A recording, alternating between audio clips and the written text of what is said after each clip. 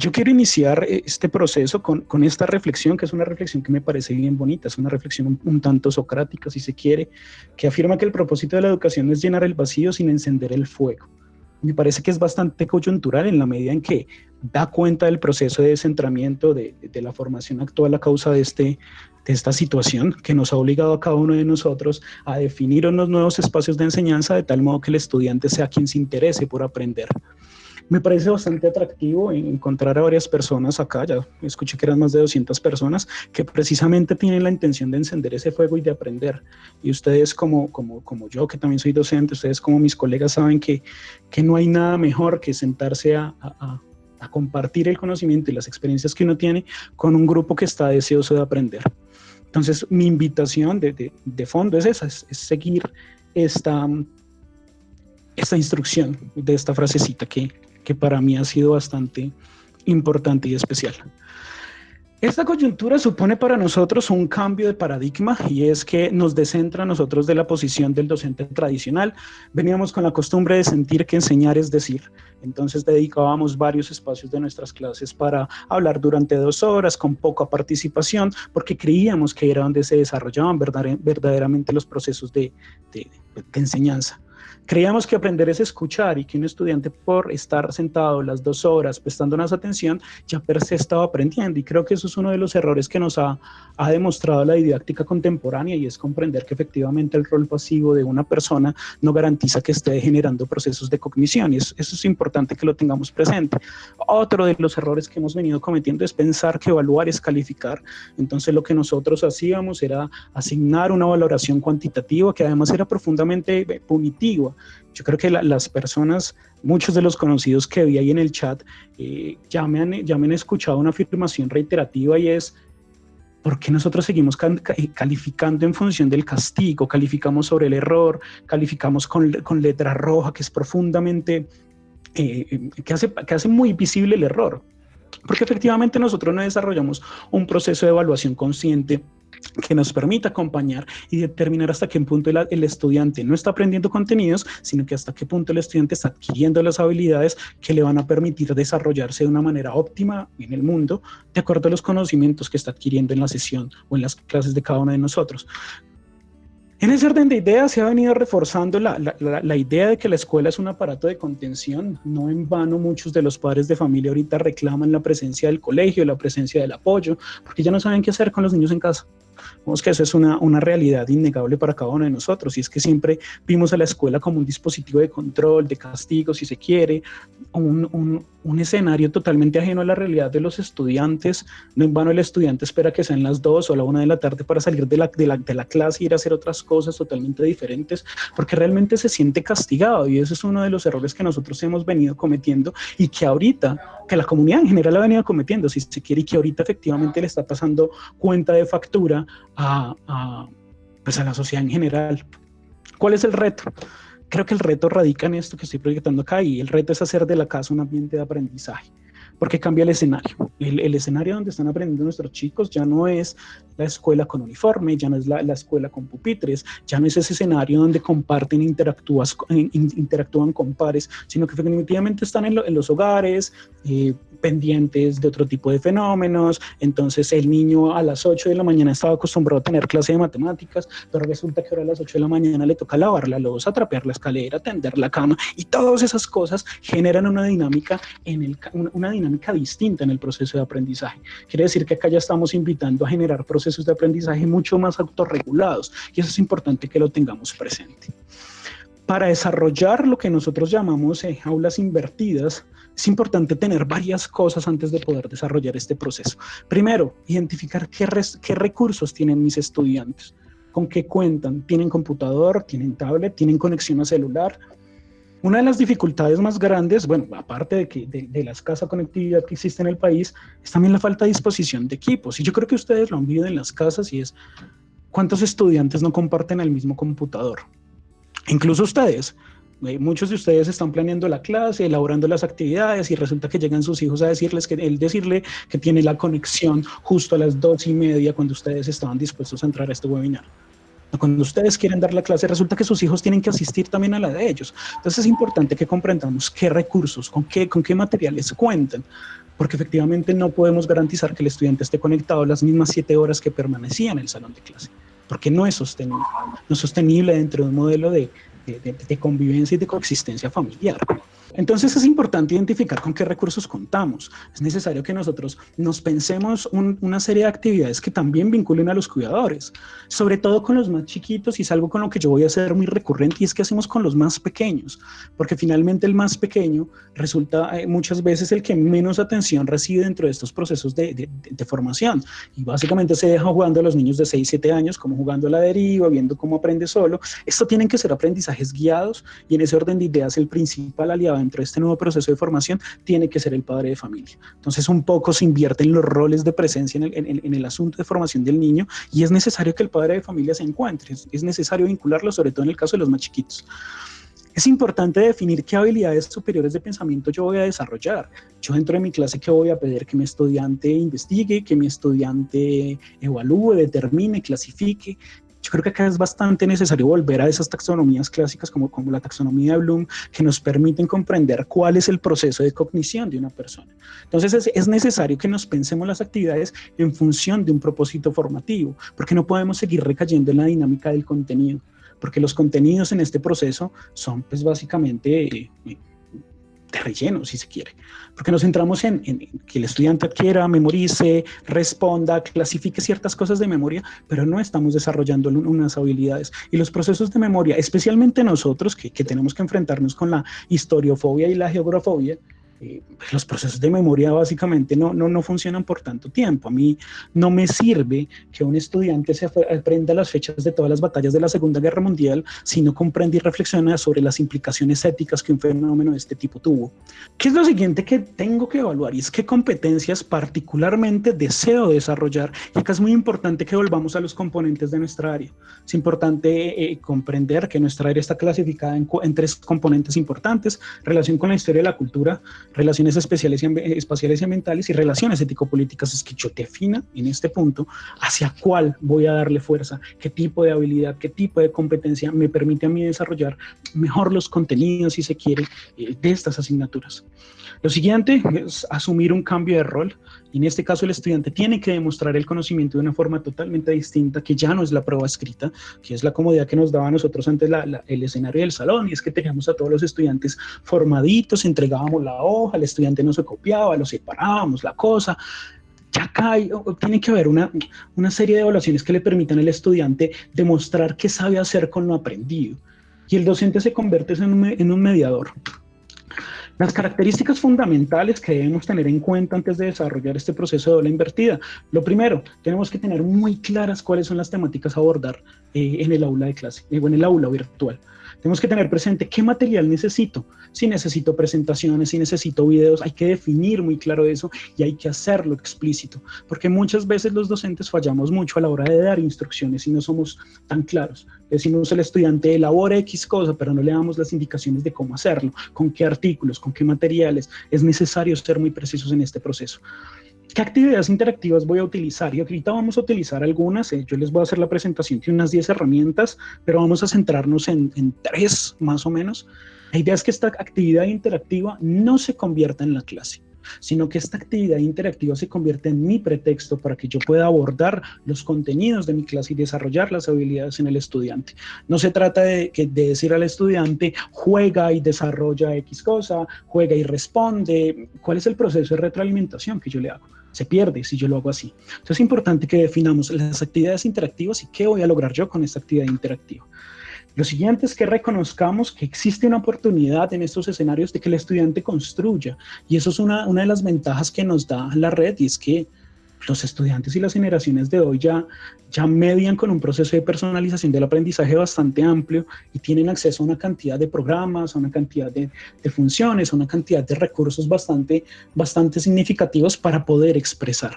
Claro, todas las cosas que yo estoy diciendo en este espacio, por tiempo, lo estamos partiendo del escenario más optimista posible, porque es claro que aun cuando existen esta cantidad de recursos, no todo el país tiene acceso a estos recursos, pero todo esto parte de escenarios optimistas por asuntos de tiempo. Importante. Hay que volver a las preguntas orientadoras, tal y como nos decían los lineamientos del Ministerio de Educación, y es la pregunta para las ciencias sociales es un asunto indispensable. ¿Hasta qué punto yo puedo generar procesos de indagación, procesos de curiosidad, teniendo en cuenta recursos como una pregunta? Preguntas necesarias que nos van a permitir tener una respuesta fundamental del estudiante que parta de sus conocimientos y que yo pueda ligarla con lo que yo quiero expresar. Hemos cometido como profes muchas veces el error de creer que la pregunta es decir, ¿por qué tal cosa? O ¿cuál es la capital de Hungría? ¿No? ¿Cuál es la capital de Francia? Eso no son preguntas, eso son preguntas de contenido. La idea es que yo le formule al estudiante una pregunta en donde él tenga la necesidad de hilar y utilizar todas las herramientas que tiene a su alcance para podérmela responder. Lo siguiente, hay que desarrollar y definir unos momentos de experimentación, cuando el estudiante va a efectivamente tener una relación directa con el conocimiento, con el aprendizaje, que quizás dentro del aula de clase regular no lo teníamos. Fundamental acá, yo creo que los momentos de experimentación tienen que ser explícitos. Lo que yo les decía ahorita, especialmente con los chiquitos, en qué escenario el niño está aprendiendo, y algo que se me había olvidado recordarles ahorita cuando hablaba de los componentes del área, y es que con los niños más chiquitos, especialmente preescolar y ciclo 1, lo que uno busca es el desarrollo de habilidades concretas. Yo no estoy buscando que el niño de segundo se aprenda capitales, se aprenda nombres, se aprenda un montón de cosas que probablemente no le van a ser útiles para su proceso formativo. Lo que yo necesito en esta etapa de formación es que el niño desarrolle 3 habilidades claves. Las habilidades espaciales, que el niño se ubique, ¿sí? Y acá, digamos que el proceso de ubicación siempre parte del escenario local. Las habilidades histórico-temporales, y es que el niño aprenda a comprender cómo funciona el tema de los días, ayer, hoy. Quizás para nosotros los adultos es muy sencillo y muy obvio sentir que hoy es, no sé, hoy es martes, creo, incluso nosotros ya hemos perdido la noción. Para un niño no es tan sencillo. Entonces es importante y necesario que nosotros podamos desarrollar actividades y experiencias que le permitan al niño desarrollar estas 2 habilidades. Pero viene la tercera, que creo que es la más importante y que tenemos a la que debemos prestarle atención en todos los ciclos de formación, y son todas las habilidades socioemocionales. Yo creo que un debate que debe darse al interior de la escuela es cómo abordar y cómo atender los problemas emocionales, afectivos que tienen los estudiantes y que tienen incluso los mismos maestros dentro de estos espacios, porque probablemente nosotros creemos que estamos en un panorama de estar en casa, y que estar en casa necesariamente es estar tranquilo. Yo dudo mucho eso, sobre todo con los niños, porque les hace falta esa interacción. Yo creo que es importante seguir desarrollando ese tipo de habilidades y generar estrategias que nos apunten a reflexionar sobre ello. Y lo siguiente, hay que apuntarle a una evaluación formativa. Insisto, no es la calificación, no es cambiar la dinámica. Creo que al principio de esta cuarentena los profes quizás por nerviosismo caímos en un error, y es que creímos que el trabajo desde la virtualidad era llenar a los chicos de tarea. Entonces mandábamos ejercicios, el niño tenía que escribir, mandarme un correo electrónico, yo calificaba si presentó o no presentó. Ahí no hay un proceso de evaluación formativa. El proceso de evaluación formativa me debe permitir a mí darle al estudiante las instrucciones para que fortalezca su aprendizaje. Esa es la evaluación. La evaluación me va a permitir a mí determinar hasta qué punto el chico ha adquirido las habilidades que yo espero que adquiera. Ahora sí, bueno, el tema de las herramientas, que yo creo que es algo que los profes demandan mucho, sobre todo en este contexto. Son herramientas muy sencillas, algunas, hago la aclaración en este momento, algunas dentro de sus textos introductorios están en inglés, pero tenemos la ventaja de que con todas las secciones de traducción ya las herramientas todas se traducen automáticamente. Entonces es importante que conservemos la calma apenas nos abra la herramienta, porque ella solita se va a traducir y nos va a presentar una interfaz en español. Antes de yo elegirlas, validé que efectivamente fueran herramientas que funcionaran, que estuvieran activas. El primer conjunto de herramientas son las herramientas de consulta. La primera de ellas es Geacron.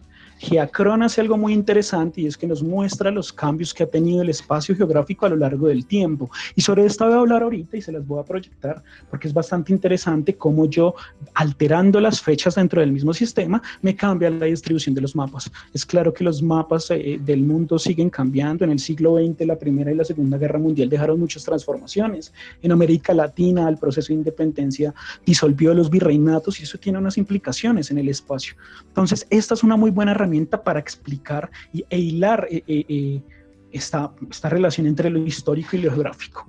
La siguiente es arte e historia. Al final, profes, nos van a aparecer todas las aplicaciones y en la última parte de la presentación están los enlaces para que las puedan consultar. Arte Historia es un banco de información que es muy bueno para la consulta y que además de eso me va a enlazar con muchos museos del mundo. Entonces es bastante interesante, por ejemplo, acceder a museos en Francia y poder desarrollar o generar un ejercicio que implique que el estudiante visite el museo, que el estudiante conozca las obras de arte, que el estudiante genere un enlace que probablemente dentro de nuestro escenario de clase no construía antes con el arte. Entonces, esta es una herramienta bastante bonita que nos puede permitir ese vínculo. La siguiente es Country Reports, que nos va a permitir acceder a la información general de cada uno de los países del mundo. Acá podemos escuchar desde los himnos nacionales, hasta identificar aspectos fundamentales de la cultura, de las costumbres, de la cartografía. Entonces es un banco de información de cultura general geográfica, si se quiere, muy bueno a la hora de trabajar y desarrollar los temas de geografía política, sobre todo. La siguiente, History Channel ha hecho unos esfuerzos significativos en la última década, creo yo, por desarrollar unos contenidos que acerquen a la población a la información histórica. Lo que les decía, nosotros tenemos el gran desafío de lidiar con la geografobia, con la historiofobia. Los estudiantes creen que esto es llenarse de datos, llenarse de información. No, acá en la herramienta de History encuentran una serie de documentales de información bastante entretenida que pone al servicio de las escuelas el contenido de alta calidad gráfica con el que cuentan estos canales. La siguiente es Time Maps. Time Maps nos va a permitir, al igual que Geacron, acceder a las transformaciones del espacio como una base histórica. La particularidad de Time Maps es que Time Maps nos va a situar eventos históricos en el espacio, por ejemplo, batallas importantes, eventos fundamentales, y nos los va a ubicar ahí. Nos va a permitir acercarnos a la esencia de las civilizaciones, por ejemplo, a partir de la comprensión de cuál era la importancia de sus ríos, en dónde estaban ubicados sus templos, y si se quiere es una herramienta que en su versión gratuita permite una interacción mucho más cercana con el espacio y con la historia. Digo su versión gratuita porque esta tiene una versión paga, cuyo costo ustedes pueden consultar después de este escenario, pero la versión gratuita aún conserva elementos bastante ricos, es una herramienta fluida que incluso tiene sugerencias de abordaje didáctico de cada uno de los contenidos para las clases. Entonces, por ejemplo, ¿con qué ejercicio puedo yo explicar la civilización china? Time Maps tiene un conjunto de ejercicios que nos va a permitir comprender estos recursos. El siguiente conjunto de herramientas son las herramientas que le brindan apoyo al docente. Acá tenemos claramente a Teams, que es una herramienta enlazada a Microsoft, en donde ustedes pueden conversar con los estudiantes, crear unos escenarios de interacción, si se quiere. Tenemos a Meet y Hangouts, que es la herramienta que estamos utilizando nosotros acá precisamente, y viene nuestra herramienta que es EVA.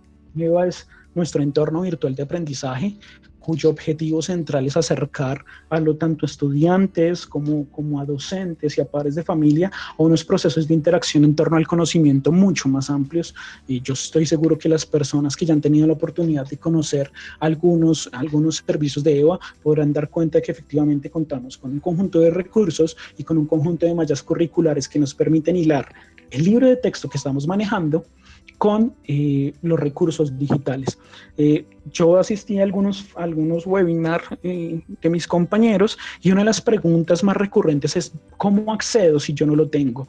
Es importantísimo que puedan visitar la página de Libros y Libros y conocer el proyecto Liberum, que es una alternativa gratuita que tiene algunos recursos, pero también que se puedan poner en contacto con nuestros delegados comerciales. ¿Por qué es fundamental el uso de este tipo de herramientas como EVA? Porque efectivamente nos va a permitir sistematizar, generar seguimiento para cada uno de los estudiantes, evaluar. EVA tiene estas ventajas en tanto yo puedo planear mi clase, hacer seguimiento de mi clase, enviar tareas a mi estudiante, revisarlas de forma individual, calificarlas por acá, enviar la retroalimentación para el estudiante, y creo yo que mantener centralizado este escenario de comunicación con la familia y con la comunidad es bastante importante, porque muchos de los docentes lo que estamos haciendo es enviando correos electrónicos, recibiendo tareas por ahí, otras por WhatsApp, otros por otro canal. La idea es que nosotros podamos centralizar el canal de comunicación, y creo que herramientas como EVA son bastante útiles, si se quiere. El siguiente conjunto de herramientas que sugiero son los recursos interactivos.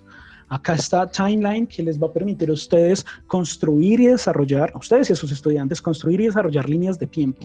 Creo yo que el proceso de sistematización a veces es un asunto indispensable, sobre todo para los más chiquitos, no, yo creo que para todos, pero para los más chiquitos, desarrollar ese proceso de secuenciación es bastante importante. Timeline les ofrece a ustedes los recursos visuales necesarios para poder cargar una imagen, cargar un texto y secuenciarlo en una línea del tiempo. La siguiente es Atlas Didáctico. Es una herramienta, es un juego que ahorita vamos a explorar. Es un juego que me va a permitir enseñar geografía o aprender geografía en el caso de los niños. Siento yo que siempre es una preocupación. ¿Y qué hago con los niños de primaria? ¿Y qué hago con los más pequeños? Atlas Didáctico funciona como un juego y le explica a los chicos asuntos generales de la geografía. Es bastante interesante. Yo los invito a que lo promuevan, a que lo divulguen, a que lo usen, porque es bastante interesante esta herramienta. La siguiente es ChronoZoom. ChronoZoom también es una herramienta de líneas del tiempo.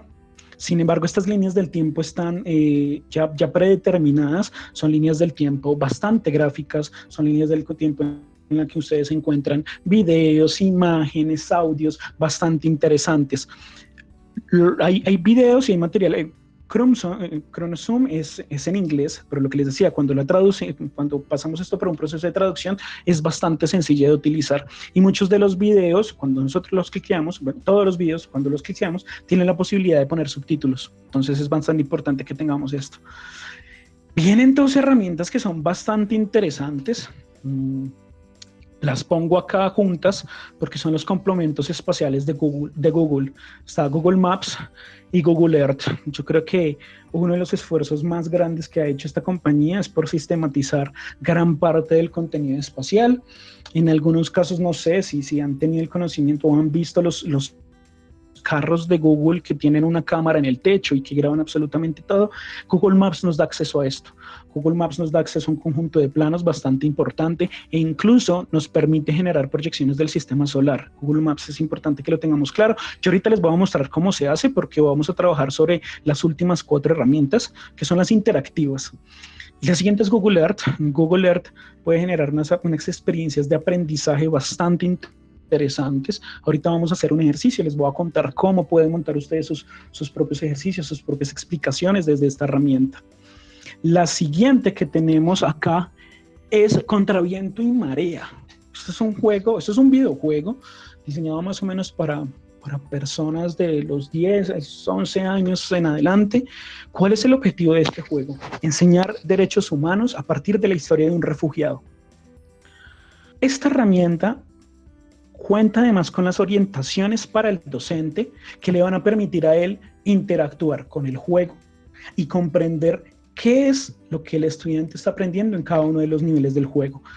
Ahorita lo vamos a ver, es un juego que gráficamente es muy rico, es muy interesante, incluso para jugarlo uno en sus ratos libres, porque creo yo que una de las cosas que a veces descuidamos es la formación en derechos humanos, en ética, en paz, y a veces creemos que la formación en ciudadanía es solamente enseñarle al estudiante a saludar, a dar gracias, a ponerse de pie, cuando realmente el asunto de fondo acá es que comprenda y dimensione las implicaciones humanitarias que tienen gran parte de los fenómenos actuales, y creo yo que esta herramienta nos permite cosas bastante interesantes y la vamos a ver más adelante. Herramientas audiovisuales. Yo creo que acá es importante no descartar estas herramientas. El streaming, yo creo que nos brinda un montón de cosas. Netflix, HBO, YouTube, tienen mucho contenido que nos van a permitir a nosotros generar unas discusiones bastante interesantes. Porque yo, por ejemplo, no puedo explicar la teoría del estado de Thomas Hobbes a partir de The Walking Dead o de Juego de Tronos, porque yo no puedo explicar geografía y espacio viendo la película de Up. Yo no sé si ustedes conocían que las cataratas del paraíso que aparecen en Up sí son un lugar que existe en la vida real, porque yo no puedo enseñar geografía desde este tipo de herramientas, porque yo no puedo enseñar valores como la solidaridad, el principio de cooperación, de comunidad a partir de Toy Story. O sea, hay un montón de series, hay un montón de material de video, hay un montón de experiencias. Disney Channel tiene un montón de herramientas que nos van a permitir a nosotros vincularnos con el estudiante. Yo creo que todos nosotros tenemos la expectativa de que el trabajo en casa era Netflix, y nos hemos dado cuenta que efectivamente es trabajar incluso más, pero creo que aprovechar estos recursos también nos va a permitir, uno, vincularnos con otro tipo de herramientas, y dos, darnos, yo creo que un respiro también a las dinámicas y generar unos espacios de conversación y de consulta mucho más interesantes. Una de las preguntas era si esto implica algún tipo de descarga. No, realmente absolutamente todas las herramientas, incluso los juegos, son juegos online que funcionan con tecnología Flash. Lo único que yo puedo descargar es una aplicación profesional de Google Earth, pero la aplicación profesional de Google Earth es solamente para un uso empresarial, para un uso de geógrafos que tiene otro tipo de relacionamiento con la aplicación, pero su versión en línea sí es una versión totalmente formativa, entonces no hay que descargar absolutamente nada. Esto funciona totalmente desde internet. La gran mayoría de estas herramientas tienen aplicación para Android. El caso de Google, por ejemplo, tú puedes utilizar Google Earth y Google Maps desde tu celular. Hay algunas otras herramientas de líneas del tiempo que las pueden consolidar desde los teléfonos. Una de las preguntas que me hacían acá es: ¿qué competencias debe desarrollar un niño de grado segundo? Cuando hablamos de ciclos, esto obedece a un proceso de reflexión, de determinar qué debe aprender cada uno de los niños de acuerdo a su edad. De acuerdo a la edad del estudiante, se define que para el grado preescolar no trabajamos por contenido, sino que trabajamos por dimensiones. Pero el niño pasa a grado primero, que ya es ciclo 1, a segundo, que es ciclo 1 también. ¿Y cómo genero yo ese tránsito entre las dimensiones y entre el desarrollo por contenidos? Acá yo tengo que desarrollar, son habilidades. ¿Cuáles son las habilidades? Les repito, la habilidad histórico-temporal. Que el niño comprenda la diferencia entre ayer y hoy. Para nosotros como adultos esto es algo muy obvio, pero para un niño es bastante complicado. De hecho, si ustedes miran el desarrollo curricular de las otras áreas, le apuntan también ese desarrollo de habilidades. Por ejemplo, la lengua castellana le apunta, entre otras cosas, a que el estudiante desarrolle estructuras comunicativas eficaces. Nosotros lo que buscamos desde las ciencias sociales es que el estudiante se ubique en el tiempo, comprende la diferencia entre ayer, hoy, presente, pasado. Porque si yo le voy a hablar a un niño, en alguna ocasión me ocurría en donde los docentes me decían que ellos en tercero le hacían bastante énfasis a las civilizaciones antiguas. Yo le decía a un niño de tercero, ¿para qué le sirve aprender quiénes fueron los egipcios si no sabe diferenciar entre febrero y abril? ¿Sí? Entonces es importantísimo que desarrollemos esto. La siguiente habilidad tiene que ver con las habilidades espaciales. Cuando yo llegué en alguna ocasión a grado noveno a dar clase de historia y explicaba Pearl Harbor. Y entonces cuando explicaba Pearl Harbor, los estudiantes me decían cómo se dieron semejante vuelta los japoneses por Europa sin que efectivamente alguien más tumbara los aviones. Y ellos creían que el recorrido era así. El estudiante no comprende, estudiantes grandes, porque lo he vivido y lo he visto, no comprenden la dimensión de la Tierra y no comprenden que es redonda y qué implicaciones tiene que la Tierra sea redonda. Y esto se desarrolla desde las edades iniciales. Yo, ¿por qué soy insistente en enseñarle al estudiante localización geográfica desde el plano cartesiano si el estudiante no ha desarrollado las bases de lateralidad entre izquierda y derecha, entre adelante, atrás? Es importante que se desarrollen estas habilidades. Y las siguientes son las habilidades socioemocionales, que implican que el estudiante se relacione de forma efectiva con sus pares y con sus grupos inmediatos. Y acá es donde yo hacía una invitación bastante importante: no las abandonemos. Yo creo que los espacios de interacción, los espacios de conversación, los espacios en donde el estudiante se encuentra con su amigo por internet son algo que no se deben perder, se deben moderar y mediar muchísimo, pero no se tienen que perder, porque efectivamente eso es algo fundamental. Yo creo que ahorita muchos estudiantes, incluso adultos, docentes, están enfrentando problemas de convivencia muy serios de cara a estar todo el tiempo con las personas con las que habita. Entonces yo creo que estas habilidades que se desarrollan desde muy chiquitos es muy importante no dejarlas perder. ¿Cómo voy a formular yo una actividad de NEO? Yo creo que acá una de las cosas que nosotros hemos detectado como equipo de asesores, una de las dificultades muy grandes a la hora, más grandes, perdón, a la hora de utilizar este tipo de herramientas es dar las instrucciones adecuadas. Y a veces es lo más complicado porque efectivamente gran parte de las dificultades que se presentan a la hora de esta implementación y a la hora de cualquier tipo de asignación de compromisos académicos es la introducción y es cómo doy yo las instrucciones. Yo acá desarrollé una tarea, un modelo de tarea, y dice lo siguiente: hola, buenos días. Con el fin de ampliar la información sobre los tipos de ecosistemas, acá yo ya estoy dejando cuál es mi objetivo, qué es lo que estoy buscando. Eso tiene que ser explícito para que no esté desarticulado el desarrollo de la clase. Que abordamos la clase anterior, ya fijé un lugar, cuándo lo hicimos. Descarga la ficha de observación que se encuentra en la casilla de archivos. ¿Sí? Entonces acá a mano derecha ya encuentro una casilla que dice adjuntos sin links y ahí está la ficha que yo voy a desarrollar. Muchas veces nosotros cometemos un error y es que descargamos archivos de PDF por correo electrónico y los cargamos en el adjunto, pero no les cambiamos el nombre. A veces es importante cambiarle el nombre porque acá donde dice ficha de observación de ecosistemas me podría estar apareciendo 01x no sé qué PDF. La idea es que ese tipo de recursos sean muy claros. ¿Cuál es la ficha que yo necesito utilizar? Luego de descargar la ficha, ingresa al recorrido virtual por Google Earth que se encuentra en este enlace. Yo este enlace lo puedo fijar acá, donde está, o también fijarlo en adjuntos y links. Eso lo puedo hacer desde mi ego. Cuando yo hago el proceso de planeación de clase, yo puedo subir el link acá. Yo acá ya le estoy demostrando al estudiante en qué herramienta voy a trabajar y ya le genero una expectativa al chico, porque probablemente muchos conocen Google Earth, pero otros no, y el chico ya sabe a qué se va a enfrentar. Diligencia en Word, ya le estoy diciendo dónde la tiene que desarrollar, tu ficha de observación teniendo en cuenta cada una de las estaciones del recorrido, con qué insumo. ¿Sí? Acá esta experiencia que vamos a trabajar ahorita nos va a implicar salir, hacer un recorrido, pero es un recorrido virtual. No olvides ver los videos que se presentan en cada parada y tampoco de leer los textos explicativos. Yo le estoy diciendo el paso a paso al estudiante. Al terminar la tarea, da clic en el lápiz, ya le estoy dando la instrucción en dónde debe dar clic para que puedas enviarme la ficha resuelta como un archivo adjunto en tu web.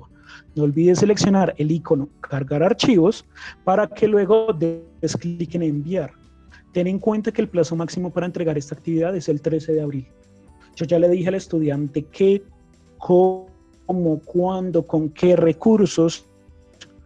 Además, he dispuesto para ti una pizarra interactiva para que puedas repasar antes de nuestra evaluación. Te deseo un buen día. Nos vemos en clase virtual el 9 de abril. Revisa tu calendario. Yo acá ya le estoy generando una invitación distinta al estudiante. Y fíjense que acá el estudiante, yo ya le di las instrucciones. Tiene la pizarra interactiva, puede cargar sus archivos y enviarme la respuesta. Probablemente muchas veces obviamos la instrucción, a veces le decimos al estudiante, elabore un resumen de, y bueno, ¿y cuál es el propósito de eso? ¿Qué voy a hacer? ¿Cuándo lo voy a hacer? Cuando yo le doy clic en este enlace me va a mandar exactamente a la siguiente página. Entonces me va a enviar acá, mentira, a este enlace que yo le propuse al estudiante es este. Porque como estamos viendo ecosistemas, Google Earth, esto ya está hecho, esto ya está prediseñado, hay un montón de recursos y ustedes también pueden desarrollar sus recorridos y ahorita muy rápidamente les voy a contar cómo lo pueden hacer. Yo estoy acá en explora los ecosistemas de la Tierra, puedo dar clic en funciones, impactos, restauración, vamos a darle clic en funciones.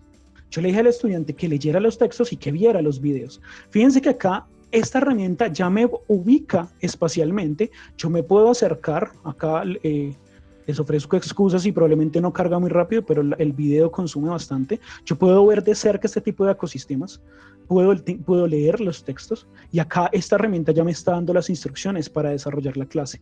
Y el chico tiene una ficha de observación, fíjense que acá tiene un video, yo le dije que no olvidara ver el video y fíjense que acá me desplazó a otro lugar, me cambió de sitio, porque acá yo estoy generando una experiencia cercana con el globo terráqueo.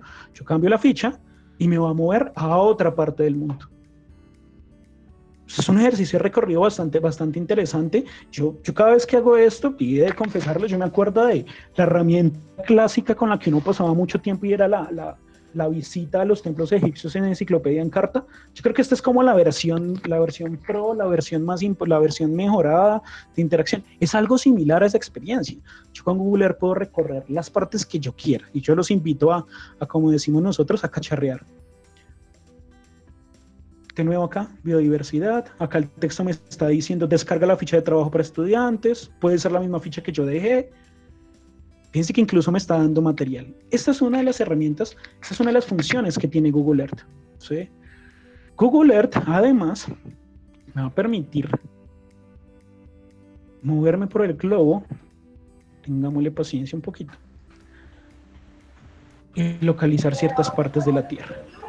Yo con Google Maps y con Google Earth tengo funciones como la siguiente. Tengo las funciones de Street View, en donde yo suelto acá este muñequito en el espacio. Esperemos a que cargue. Para que yo pueda ver una proyección real del lugar. ¿Qué pasaría si yo empezara a hacer la explicación, por ejemplo, de Machu Picchu haciendo el recorrido por Machu Picchu? Y se puede. Ustedes pueden escribir en el buscador Machu Picchu y hacer un recorrido de este tipo por Machu Picchu. ¿Sí? Pueden avanzar, pueden moverse, el estudiante puede hacer visitas. Entonces esta es una de las funciones de Google Earth. Otra de las herramientas de la que yo les hablaba ahorita es Google Maps. Google Maps tiene una particularidad. Funciona similar a Google Earth, pero además yo acá puedo acceder a una proyección satelital más lejana. Entonces yo ya no tengo que explicar el sistema solar usando el clásico modelo con bolitas de icopor, sino que yo ya lo tengo acá. Entonces yo ya puedo acceder a Marte, puedo proyectar Marte, puedo encontrar cómo funcionan las estructuras de Marte, puedo ir, no sé, vamos a Tetis, un satélite de Saturno. Fíjense que yo acá ya puedo generar una experiencia digital en donde yo integre el conocimiento de una forma totalmente distinta. Acá me toca ir un poquito más rápido porque me queda pendiente una, que era la que yo les decía que era para los chiquitos. Este es Atlas Didáctico, es un juego, entonces yo le doy acá clic en entrar, es interactivo. No sé si están escuchando. Entonces vamos a, no sé, una mirada del universo, esto es para niños. Todo el tiempo me está generando explicaciones, me genera unos procesos interactivos diferentes. ¿Sí? Yo puedo dar una exploración y comprender cómo funciona la herramienta. Esperemos que termine esto. Entonces fíjense que acá me aparecen los temas que yo como estudiante puedo recorrer. ¿Sí? Entonces esta es una de las herramientas que es bastante interesante para trabajar con niños. Y si ustedes se ponen a mirar, la interfaz es bastante amigable, es una interfaz bastante bonita, incluso una que probablemente se me olvidó ubicar, y ofrezco excusas acá por eso, son las opciones de la NASA para estudiantes. Ustedes escriben en Google NASA para escuelas y tienen un montón de proyecciones para niños, y yo creo que están diseñadas gráficamente para niños de 6 años, porque son proyecciones muy interesantes. Les hablo ahorita del Atlas que explica las transformaciones en el espacio a lo largo del tiempo. Entonces esperemos a que cargue un poquito.